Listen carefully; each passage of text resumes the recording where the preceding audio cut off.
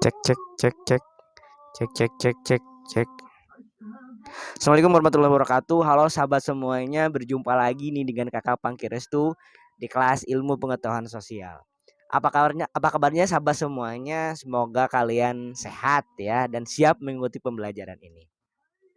Nah, pada pertemuan sebelumnya nih kita sudah belajar mengenai nilai-nilai budaya pada masa praksara di Indonesia ya. Ada yang masih ingat? Coba, apa saja sih nilai-nilai budaya pada masa praksara itu? Coba silakan tulis di komentar ya.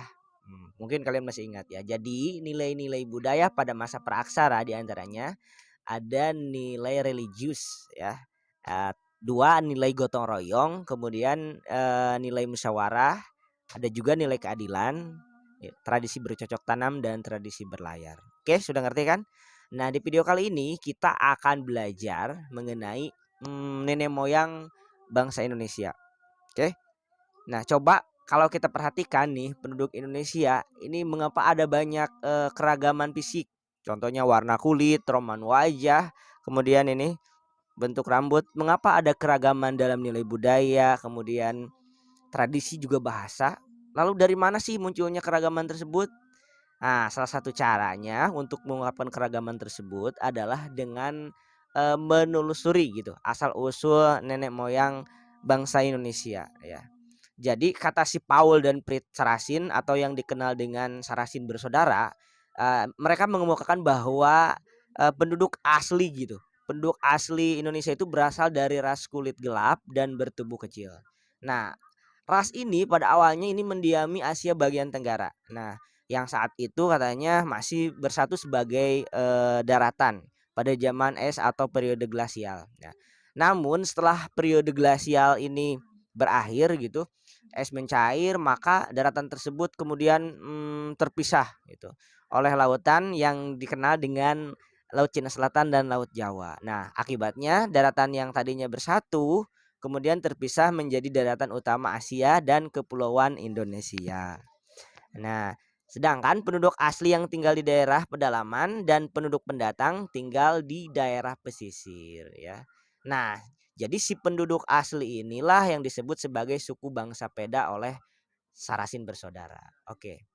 Nah, kemudian orang Peda ini menyebar ke daerah timur ya, mendiami wilayah seperti Papua, Sulawesi Selatan, Pulau Kai, Pulau Seram, Timur Barat, Flores Barat dan timur ya, sampai ke kepulauan Melanesia. Beberapa sukunya ada suku Kubu, Lubu, Talang Mama ya yang tinggal di Sumatera dan Tawala Sulawesi. Ini merupakan penduduk tertua ya kepulauan Indonesia ya.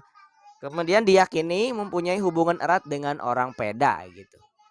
Nah, kalau tadi kita udah ini ngomongin orang Peda ya, ada lagi ras yang lain nih yang menghuni kepulauan Indonesia adalah Proto Melayu dan Detro Melayu. Nah, memiliki ciri fisik ya seperti saya ini, rambutnya lurus, kulitnya kuning kecoklat-coklatan bermata sipit. Nah, itu. Proto dan Detro Melayu tiba di kepulauan Indonesia dalam 2 gelombang kedatangan. Jadi ada 2 gelombang kedatangan. Kedatangan yang pertama adalah Proto Melayu atau dinamakan dengan Melayu tua. Mereka dianggap sebagai kelompok Melayu Polinesia gitu. Ia bermigrasi dari wilayah Cina Selatan gitu, yang sekarang dikenal dengan provinsi Yunan gitu. Proto Melayu bermigrasi ke wilayah Nusantara, jadi dia itu melalui 2 jalur, yaitu jalur barat dan jalur timur ya. Kalau jalur barat itu dari Yunan Cina ya, masuk ke Indochina, kemudian masuk ke Siam, kemudian dia ke Semenanjung Melayu, Sumatera dan akhirnya menyebar ke pulau-pulau yang ada di Indonesia itu ya. Nah, sementara jalur timur ini melewati kepulauan Ryukyu, Jepang. Nah, itu dari sanalah gitu. Jadi mereka mengarungi lautan menuju Taiwan, Filipina, Sangir dan masuk ke Sulawesi. Kemudian Proto Melayu ini membawa perkakas dari batu berupa kapak persegi dan kapak lonjong ya juga. Nah, kapak persegi ini dibawa oleh Proto Melayu ini karena ada 2 ya jalurnya tadi, melalui jalur barat, sedangkan kapak lonjong ini dilalui oleh Proto Melayu bermigrasi melalui jalur timur. Nah, suku bangsa Indonesia yang tergolong Proto Melayu ini, nah coba kalian masuk nggak nih salah satunya? Yaitu suku Mentawai, kemudian Dayak dan Toraja. Ya. Oke, sahabat masih semangat gak? Boleh minum dulu gak? Silakan kalau mau minum boleh minum biar gak tegang kita. Oke, tapi kita lanjut ya. Oke.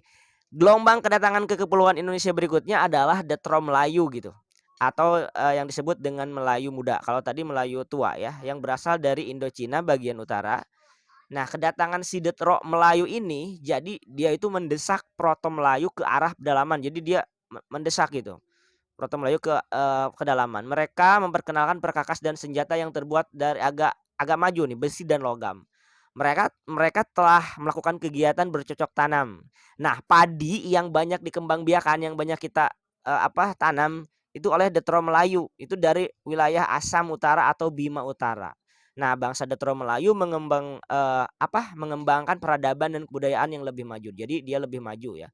Karena itu mereka berkembang menjadi bagian besar suku gitu yang ada di Indonesia. Ya, contohnya seperti Melayu gitu, kemudian Minang, Bugis dan lain-lain.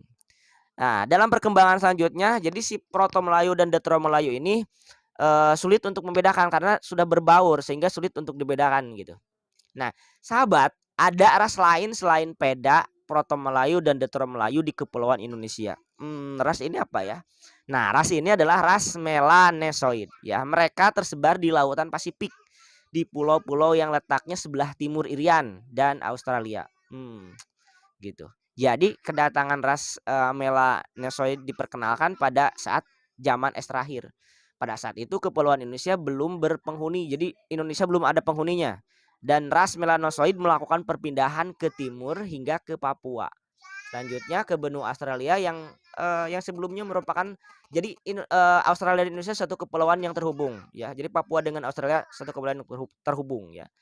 Nah, pada perkembangan selanjutnya terjadi percampuran antara ras Melanesoid dan ras Melayu yang menghasilkan keturunan ya. Jadi ada keturunan Melanesoid Melayu. Saat ini mereka merupakan penduduk Nusa Tenggara Timur dan Maluku ya. Oke, sahabat, itulah asal usul nenek moyang bangsa Indonesia. Kalau kalian sendiri dari daerah mana sih?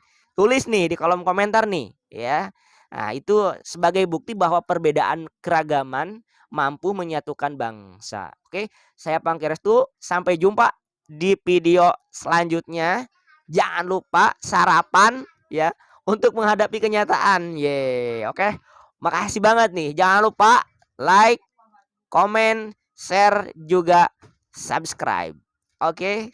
Assalamualaikum warahmatullahi wabarakatuh. Udah maghrib ini mah? Udah maghrib belum mah? Mah? Udah maghrib nih sahabat. Oke. Di sini sudah maghrib.